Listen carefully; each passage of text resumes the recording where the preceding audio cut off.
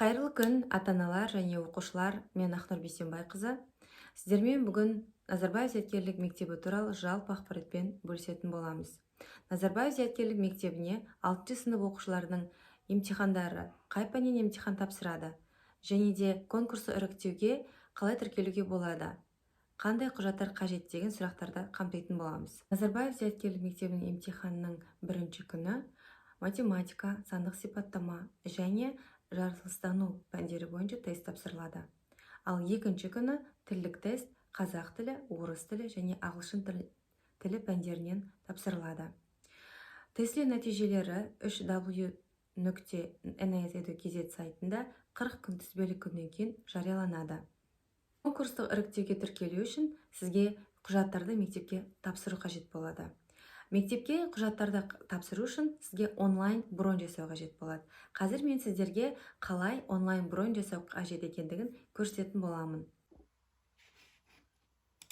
Қазір мен сіздерге онлайн броньдауды Астана қаласындағы физика-математика бағытындағы Назарбаев зияткерлік мектебінің ресми сайтындамыз.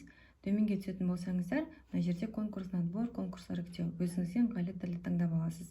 Мен қазір конкурс іріктеу қазақ тілін таңдап аламын. Міндетті түрде өзіңіз таңдаған қала және мектеп, ол міндетті түрде мына жаңа браузерға жазып, қай жерде орналасқан, оның ресми сайты қандай екен жазып, сол жерге кіріп броньдайсыз. Ал мен қазір сіздерге осы Астана қаласындағы мектеп бойынша броньдауды көрсететін боламын. Конкурсы іріктеуді батырмасын басқаннан соң төменде хабарландыру және ескертулер бар, өздеріңіз оқып алсаңыздар болады.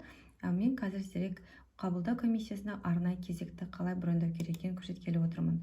Төменде осындай батырманы басып көрген соң, мына жерде міндетті түрде өзіңіз таңдаған мектеп, мектептің атауы қай бағытта, физика-математика бағытында немесе химия-биология бағытындағы және қай қала, оны білу, таңдау өте маңызды. Төменге түсетін болсаңыз, сол жағында желтоқсан айының қай күні ыңғайлы, сол күнді таңдайсыз. 22 мына жерде және оң жағында уақыттар көрсетілген. Өзіңізге ыңғайлы уақыт таңдайсыз. Жоғарыда сотрудникті, яғни қызметкерді таңдасаңыз болады, таңдамасаңыз да болады. Бұл міндетті емес. Төменге түсесіз, өзіңіздің толық аты жөніңізді, мұнда электронды поштаңызды және телефон нөміріңізді жазып қалдырасыз.